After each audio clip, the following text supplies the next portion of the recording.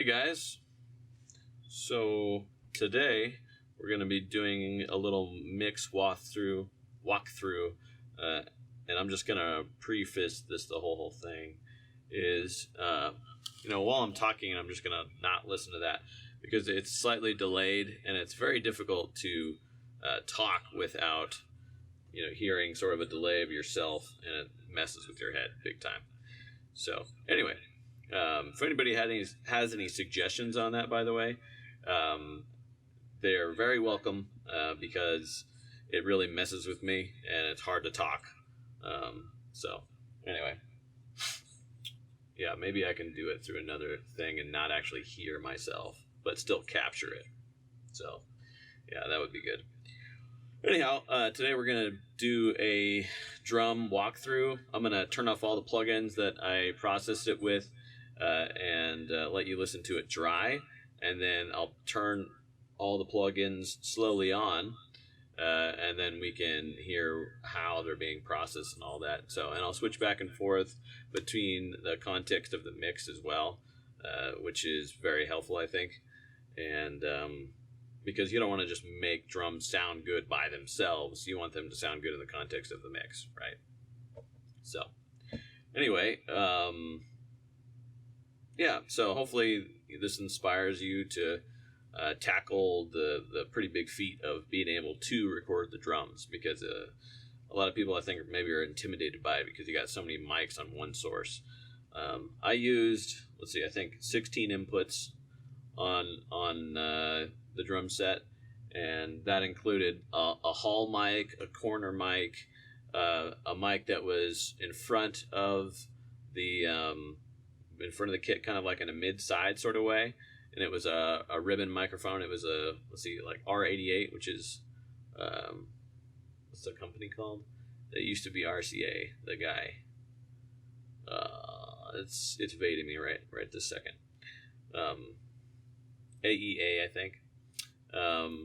Yeah, and then I used all the normal stuff on all the other inputs, and yeah, I mean, if you really want, I can kind of tell you. I don't have any pictures right now, but I can kind of tell you where each mic was as I go through the inputs. Yeah, so hopefully it inspires you guys, and it's actually not too bad to record drums. This is a small studio that's actually in my basement, and I've got inputs running to over there. It's past that wall into another room. Then they're being patched into my patch bay. And yeah, so you're able to get a pretty good drum sound as long as you place the mics well in a yeah, as long as you place those mics in the right spot. So a lot of people think that you can't do good or great home recordings, but you really can these days, because consoles are so much cheaper and processing is so much cheaper. But also, I'm going to let you know that my school of thought is a well-placed mic is better than any of the posts you could possibly do. So you want to spend a lot of time putting those mics in the right spot in order to get a good drum sound, so you can do the least amount of post-production as possible. Because I'm not going to say, like, let's go fix that in post. No, I'd rather capture it really, really well first, and get the best possible sound out of the drum, by tuning the drum, by placing the mics in the right spot, and really dialing that in, placing the room mics in the right spot. So all those things are going to add to the overall drum sound, and also how much time you're going to use in post, which is, I would say, valuable. And I think actually you're going to get a better sound if you take more time up front than if you did the best processing possible later. So anyway, that's my school of thought.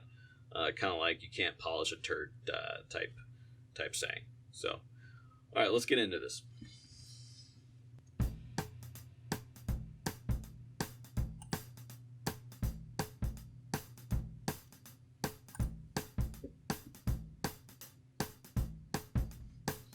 So here's my drums.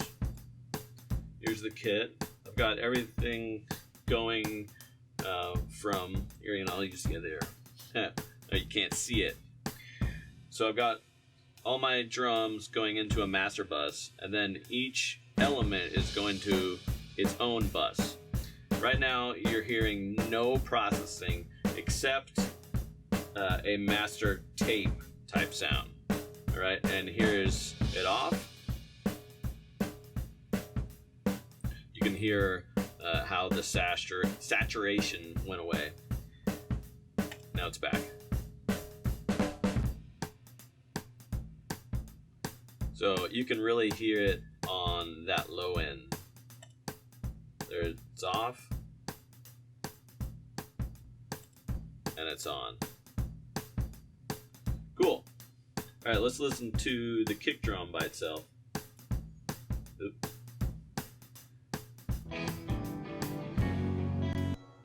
Actually, a happy mistake would be, let's listen to the drums in the context of the song real quick with no processing except the tape. Going down the river 'cause my heart is cold. Going down the river to join the fold. Going down the river 'cause my heart is cold. Going down the river to join the fold. Going down the river 'cause my heart is cold.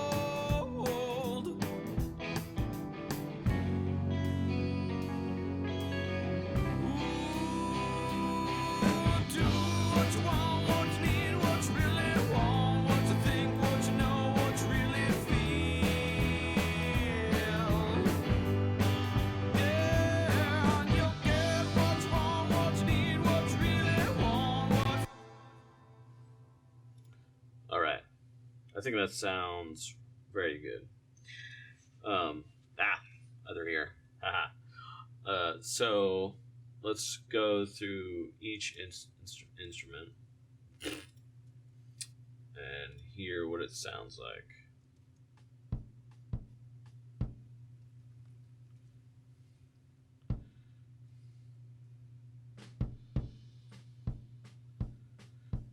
Yeah, this section over here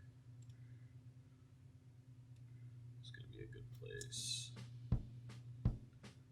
for that kick. Okay, so what you're hearing, man, that delay is killing me. What you're hearing, it's like there's two people in there. So you're hearing a kick that's inside the hole on the far side of the kick that's off center beater just a little bit. And I can solo that for you too. It's just this.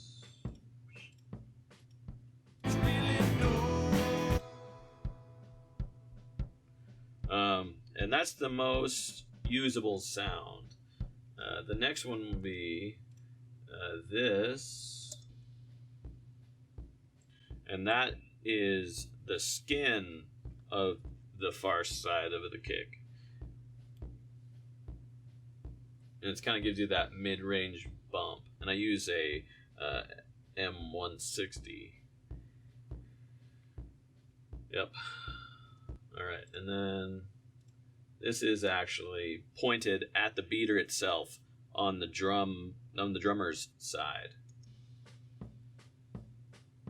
So this gets a little bit of bleed too, but it really gets that attack, which I wanted. Right, so all three sounds like that. Alright, so let's add a little EQ. So I like to think of the kick drum like when I put it into the bus, I like to just EQ that, unless I have problem frequencies inside of the kick mics.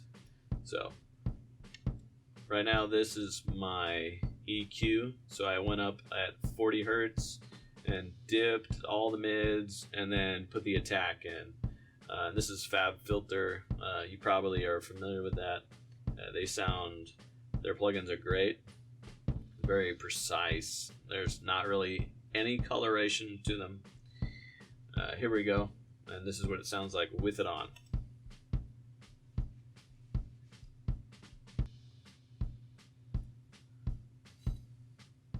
So that would be the opposite.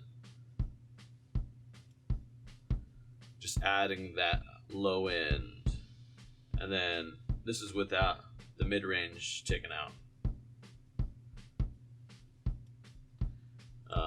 And here's, you really wanted, if you really wanted a lot of attack, this is what it would sound like. So that's too much. All right. So now let's hear it with a compressor on. This is a DBX 160, as you can see. So I want it to just barely hit, just a little bit. So I didn't use any compression when it was coming in when I was recording it. So being the engineer and the mixer is quite helpful. You should be able to hear that anyway. So that's on, that's off, that's on, that's off. So notice that it accentuates that attack a little bit more.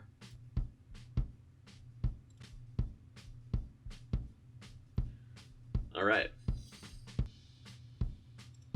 So now let's hear it with the parallel compression.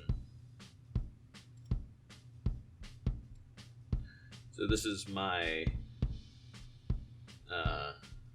plugin, and it's the Bose Lab plus 10 dB, and I use this because it's really clean and it's actually designed for this purpose, for parallel processing, and it's quite good. So let's turn it on,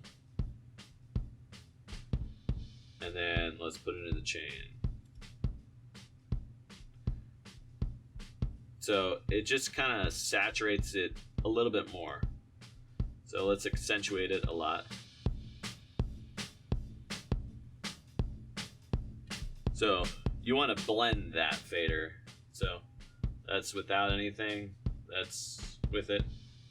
Okay, and now the whole drum kit sounds like this.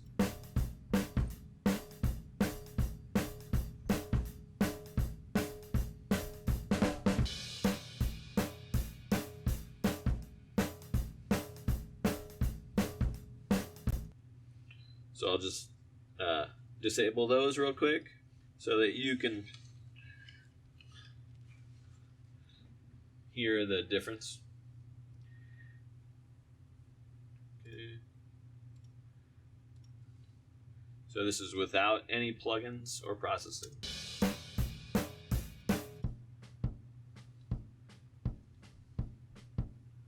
Yeah, this is with.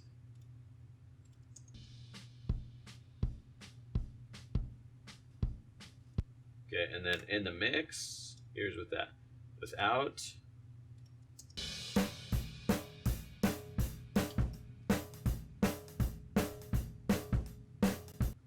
With.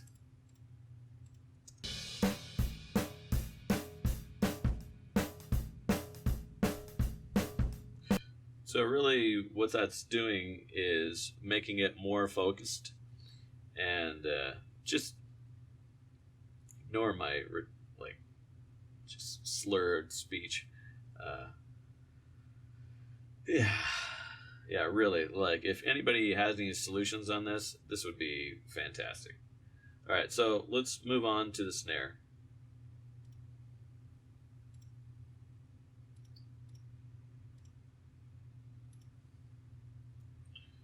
All right, here is the snare, just the mics.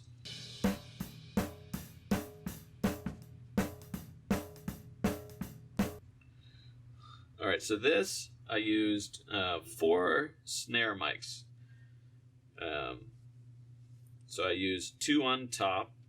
It was a 57, and it was literally zip tied to a AKG 451, like that style of mic. So for that darker sound, and then I had snare under, and then I had a big hole in the side of the snare, and I mic'd that as well. So I'll go through each one. Okay, here we go. That's a 57. Here's the 451 type. You can hear it's a little bit darker. Okay, here is under.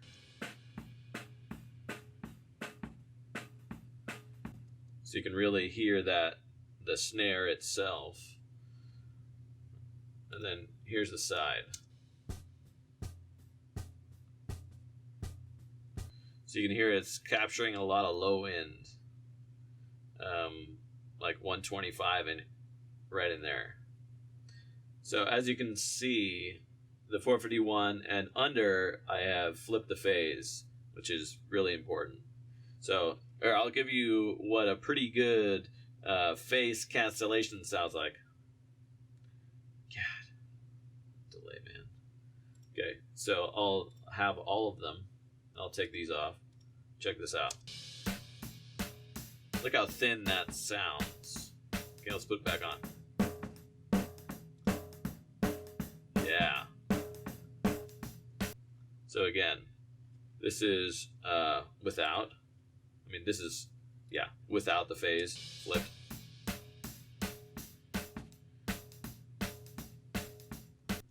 This is with.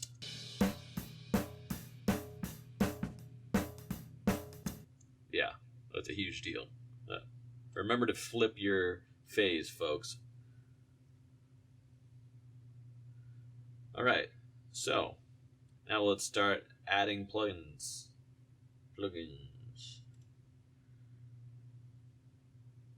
Okay, here's some verb. This is, what is it, the 250? Yeah, EMT 250. It's a plate reverb. It's made by UAD. It's very good. Very, very good. Okay, so let's hear with it on. So I'll accentuate it for you.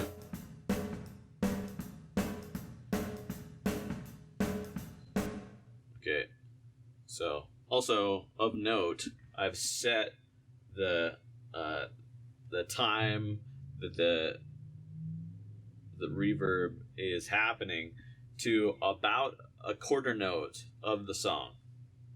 Okay, and that is 0.8 milliseconds. But I think this needs to be compressed a little bit, so I'm using this guy. It actually adds a little bit of coloration as well. So let's hear with it on.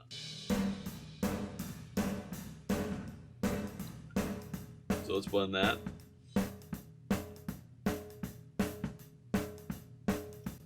Just so you can barely hear it. I don't like a super wet sounding snare.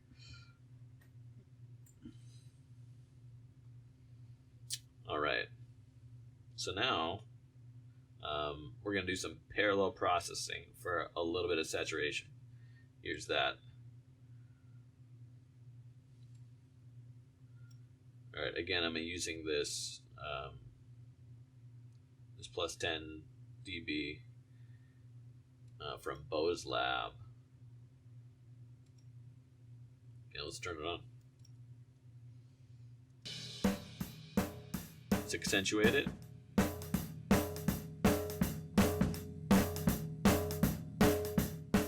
Take it back. Take it off.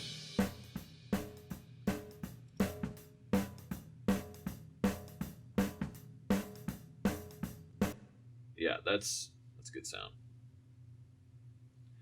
All right, so let's hear in the context of the mix now with the plugins. What you want, what you need, what you really want, what you think, what you know.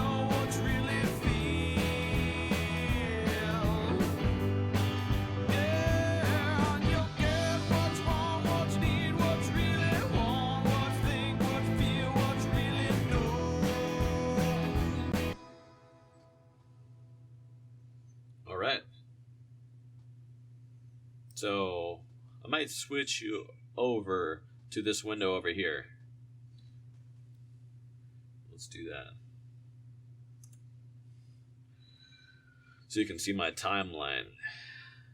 And I can do a lot of the editing from here. Let me just put it in real quick. Right, drum kit. Yeah.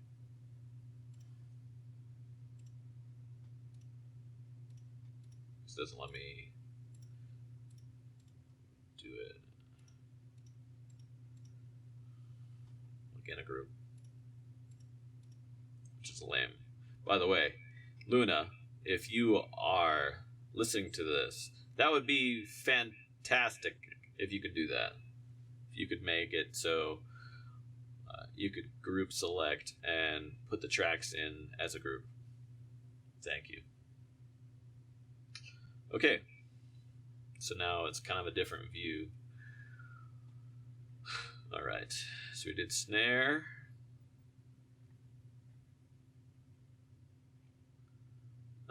Let's do, okay, toms were nothing. Let's do overheads. I don't think I did anything on the overheads. So select, nope, nothing on the channel strip.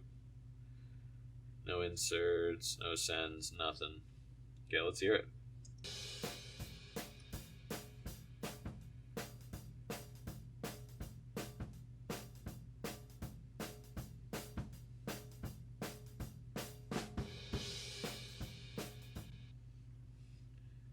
Yeah, I think that could use maybe just a little bit of compression, but I really think it doesn't really need it. So I'm just not going to do it. I think the cymbals sound really good. It's also giving a nice overhead view of the entire kit. So I'm getting a lot of snare sound, kick sound, but you know, especially the hats and the cymbals and whatnot. So it's what's mostly it's used for, but it definitely adds to the snare sound. So let's hear it again. Yeah, sounds good.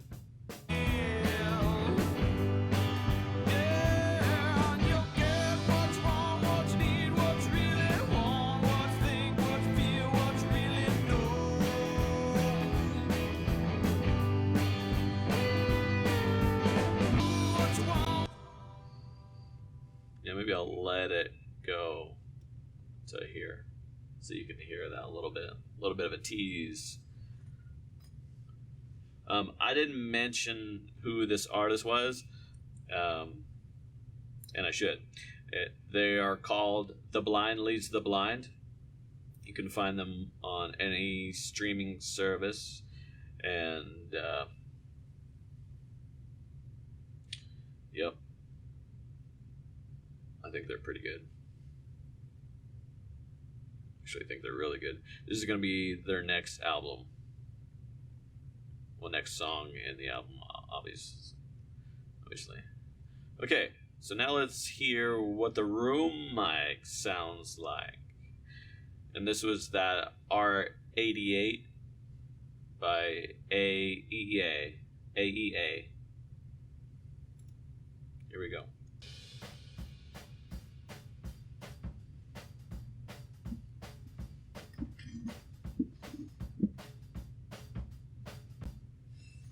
Also, it was pointed away from the drum set, so like a mid-side type thing, and it's a stereo mic, and it's a ribbon stereo.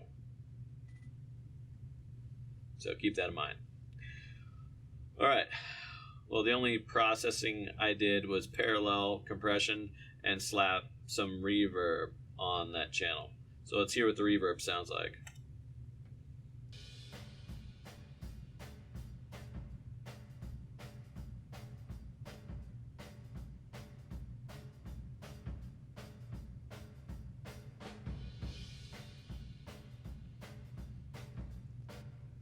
Cool. Now the parallel processing.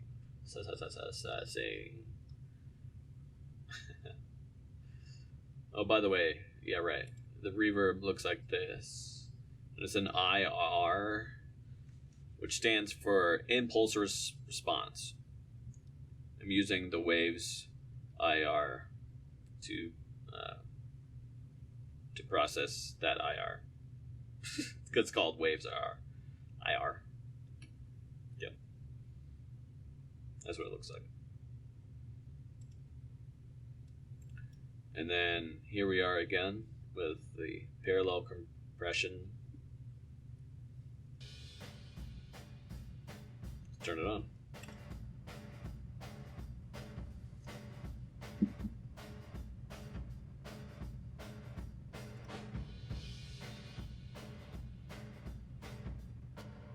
Okay, no processing.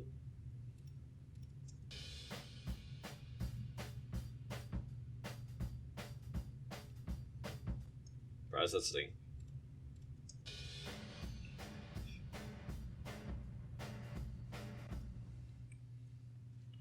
Right, no process setting. God, man, my speech is all messed up. Hate this. Ugh.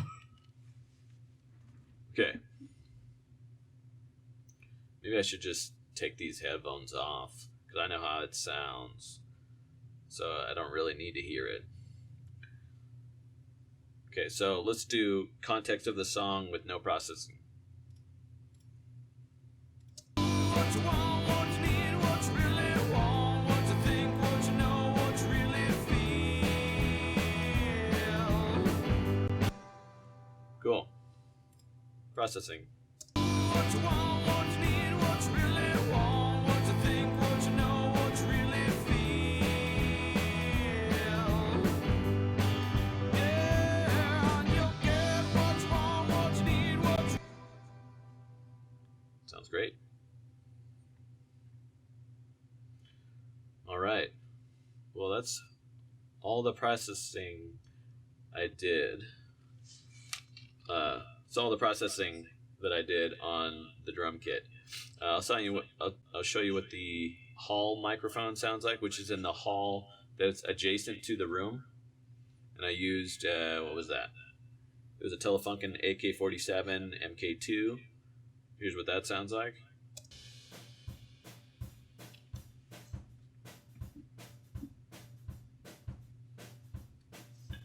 You can tell it's kind of far away. All right, and then I also mic'd the corner, and I used the AKG 414 on that. That's what this sounds like. So you get on the low end coming from the corner. So, and I just blended that in to the tracks. So now let's hear what the drum kit sounds like. With all that on. There we go.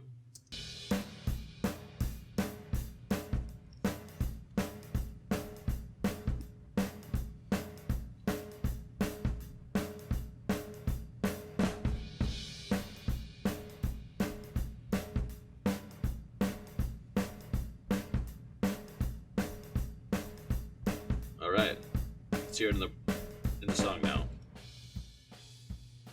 Oops.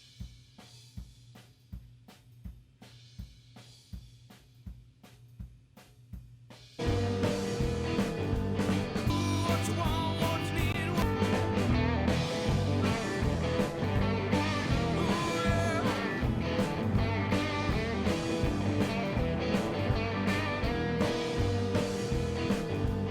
Going down the river 'cause my heart is cold. Going down the river, join the fold.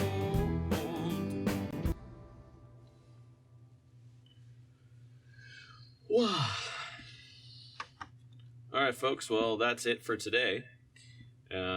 Now, I definitely have a little bit of polishing to do on the vocals, and it's pretty much all the way there, though. I just need to level them a little bit, make them a little bit more clear, a little more forward in the mix. But hopefully you feel inspired by this, to know that anybody can do this. We'll just say, like, if I can, then anybody can. I'm not anybody who is exceptional at a lot of things. We'll just say, but I do believe I can learn almost anything. So I think that definitely helps motivate me. Because if I didn't believe that I could, right, then I would never try, right? So anyway, so you guys should take this mixing tutorial and see what you can do with it. I'd love to hear what you guys come up with as far as drum sound. One thing I didn't mention was I used pretty much all UAD stuff, so Apollo interfaces, a lot of Apollo plugins, and then the drum kit was a Ludwig. Was it like a Pro Beat? I think it is. That's a maple kit, and then I forget what the snare is called, but it was an acrylic snare, and it was a, let's see, it wasn't a 6.5. No, it was a 5. Yeah, dang, I'm forgetting the snare dimensions right off the top of my head. But it was a smaller snare. But I just really loved the sound of it. I actually wasn't even looking for another snare, and I walked into a shop and I hit it, and I loved the way it sounded. It just sounded like the snare to me, like the epitome of what a snare should sound like, and it really cuts through really well because it is a smaller one. So, because normally I'll use is the LM402, I think. It's a 6.5 depth. I think it's like 12. Man, I'm really forgetting the other dimension. Anyway, it's the Ludwig and metal, and it resonates a lot. It's really big and bellowing. It's got giant balls on it. But sometimes it doesn't cut as well. But you can tune that thing quite nice. It's the Superphonic snare, the LM402. I think it's 6.5 by 11. I think that's what it is. Anyway, I hope you enjoyed this tutorial video, this walkthrough of these songs that I'm mixing and producing. And don't forget, this is the band The Blind Leads the Blind. I think they're an up-and-coming band, and it's been fun.